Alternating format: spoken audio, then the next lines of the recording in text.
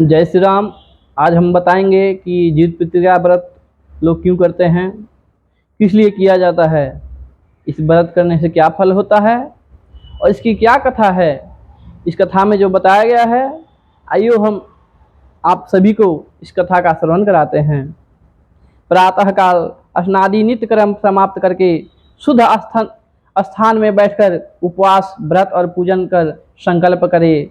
सोने के या चांदी के या तांबे के या कपास के सूत में 16 गांठ लगाकर जीवित पुत्रिका को रखे। उसी के पास उषा को जीमुत वाहन नामक राजा की आकृति बनाकर पीढ़े पर रखकर आवाहन करे। सुपारी की चिल्ली का पूजन करे, तदंतर कथा श्रवण करे। नर सूत जी कहते हैं कि नर और नारायण को सरस्वती देवी तथा वेद व्यास जी को प्रणाम कर जय अर्थात शास्त्र पुराण कहे, जिस परमेश्वर के ब्रह्मा, वरुण, इंद्र, महादेव और सब देवता लोग सुंदर स्तोत्रों से स्तुति करते हैं, और जिस परमेश्वर का शिक्षा सूत्र व्याकरण निरुक्त ज्योतिष छंद इनके सहित वेदों द्वारा पद क्रम उपनिषदों द्वारा सामवेदी लोग गुणगान गाते हैं, और योगी लोग ध्यान करके मन से जिस परमेश्वर को देखते हैं और जिसके अंत को देवता और असुरों ने भी नहीं जाना, उस परमेश्वर को मैं नमस्कार करता हूँ। एक समय नैमिषारण्य के रहने वाले सब मुनि लोग संसार के ऊपर कृपा की इच्छा से सूत जी से पूछा, इस भयंकर घोर कलयुग में बालक बहुत काल तक जीने वाले कैसे होंगे। सूत जी कहते हैं कि द्वापर के अंत में जब कलयुग प्रवृत्त हुआ, तब दुखनी स्त्रियां विचार करने लगी कि माता के जीवित रहते हुए उनके आगे लड़के नष्ट हो जाएंगे। ऐसा निश्चय करके गौतम ऋषि के पास सब मिलकर गई। सुखपूर्वक महात्मा गौतम एकांत में बैठे थे। उनके आगे स्त्रियां नम्रता पूर्वक खड़ी होकर कहने लगी कि इस भयंकर समय में किस प्रकार से और कौन सी तप से हम लोगों के लड़के जीवित रहेंगे, ऐसा निश्चय करके हे प्रभु आप कहिए। ऐसा उन स्त्रियों का वचन सुनकर गौतम जी कहने लगे कि हे स्त्रियों, जैसा मैंने पहले सुना है वैसा आप लोग सुने। महाभारत का युद्ध जब समाप्त हो गया, युधिष्ठिर दुखी हुए। अश्वत्थामा ने इनके पुत्रों को जब मार डाला, तब इस शोक से घबराई हुई द्रौपदी मरे हुए पुत्रों को देखकर अपनी सखियों के साथ महाराज धौम जी के पास पहुंची। द्रौपदी बोली कि हे ब्राह्मण श्रेष्ठ, किस उपाय से पुत्र दीर्घजीवी होंगे, ये प्रसन्नता पूर्वक निश्चय करके आप कहिए। तब धौम जी कहते हैं कि पहले सत्ययुग में सत्य बोलने वाला, सच्चाई रखने वाला, सबको समान दृष्टि से देखने वाला, दया से युक्त जीमुत वाहन नामक राजा हुए। वह किसी समय में अपने ससुराल में जाकर अपनी स्त्री के साथ रहने लगे।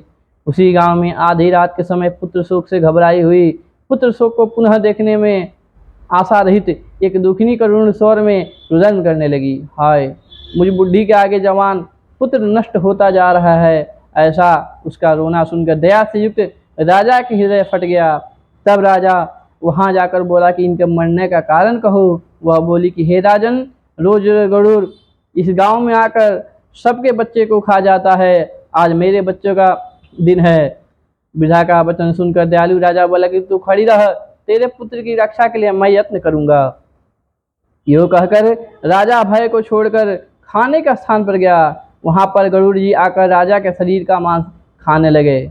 बड़े तेजस्वी गरुड़ ने बाया अंग जब खा लिया, तब राजा ने अपना दाहिना अंग फेर दिया। उसको देखकर गरुड़ जी ने पूछा कि देव योनि में आप कौन हैं? हे वीर, आप मनुष्य नहीं हैं, अपने जन्म और कुल को कहिए। इसके बाद राजा स्वयं पीड़ा से घबराए हुआ बोला कि हे गरुड़, आप अपनी इच्छा पूर्वक भोजन कीजिए, व्यर्थ के प्रश्नों से क्या मतलब। इस वाक्य को सुनकर गरुड़ ने उन्हें खाना छोड़ दिया।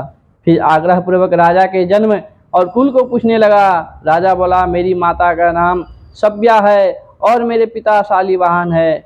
सूर्य वंश में उत्पन्न हुआ हूँ और मेरा नाम जीमुत वाहन है।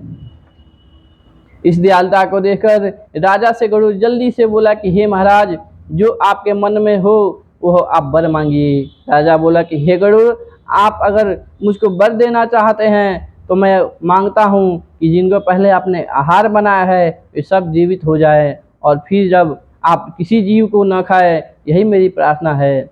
और जो जीव उत्पन्न होते हैं वह बहुत काल तक जिए, ऐसा कोई उपाय करिए। धौम जी बोले कि आनंद के साथ वर देकर पक्षियों के राजा गरुड़ स्वयं राजा की इच्छा से अमृत लेने गए और अमृत लाकर पृथ्वी पर मृत शरीर और हड्डियों पर चारों तरफ खूब बरसाया। तब वे जो खाए गए मनुष्य थे वो सब जीवित हो उठे और राजा की कृपा से अपने अपने घर को चले गए। राजा का शरीर पहले से 2 गुना ज़्यादा शोभित हो गया। राजा का दयालुता देखकर फिर गरुड़ जी पूछे कि दूसरा वरदान लोकहित के लिए मैं स्वयं देता हूँ।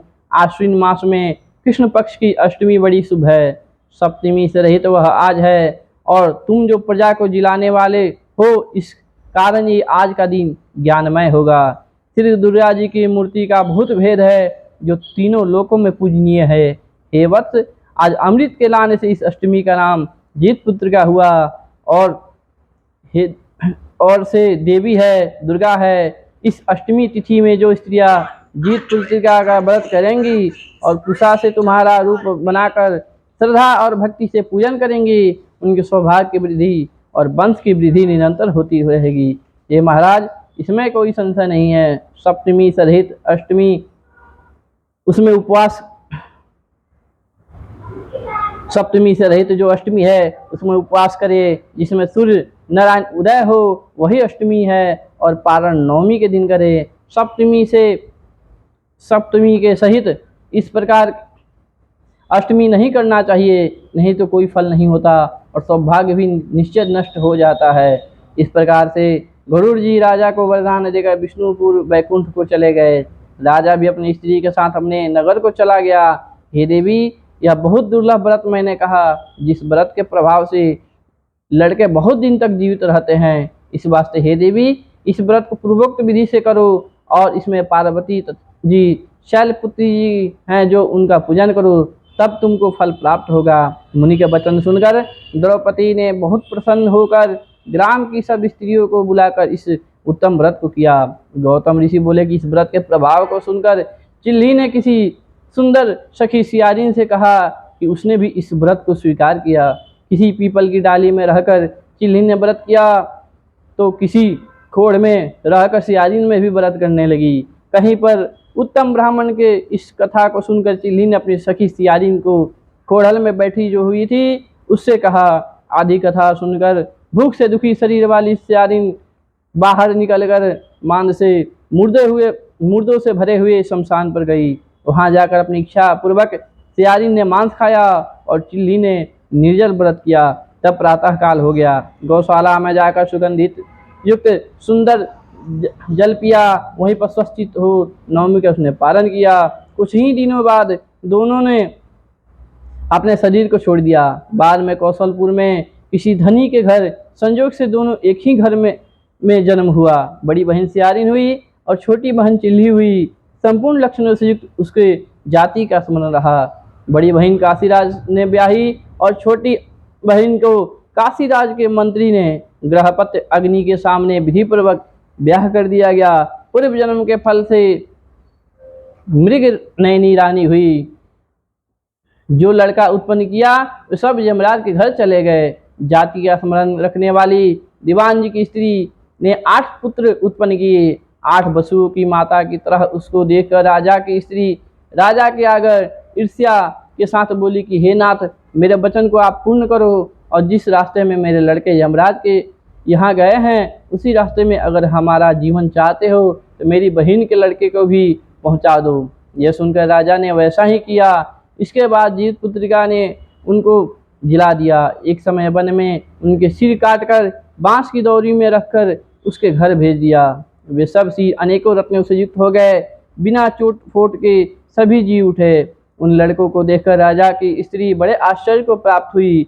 आकर के अपनी बहन से पूछने लगी, तुम कौन सा व्रत किया है जिसके तुम्हारे करने से बार बार मारे जाने पर भी लड़के जी जाते हैं। दीवान जी की स्त्री बोली कि पूर्व जन्म में मैं चिल्ली रही, तू सियारी रही। जीत पुत्रिका के व्रत को करती हुई तूने अच्छी तरह व्रत का पालन किया। उसी दोष से है बहन, तेरे लड़के नहीं जीते हैं। मेरा व्रत नष्ट नहीं हुआ था, इससे मेरे लड़के जीवित रहते हैं।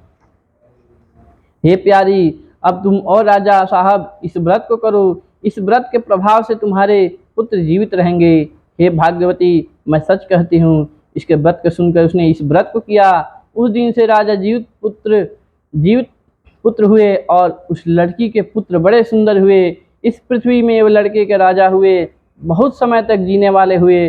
सूत जी ऋषियों से बोले कि ये मैंने सुंदर व्रत संपूर्ण सौभाग्य को बढ़ाने वाला कहा है। पुत्रों को दीर्घ जीवन की इच्छा वाली स्त्रियां इस व्रत को अवश्य करे।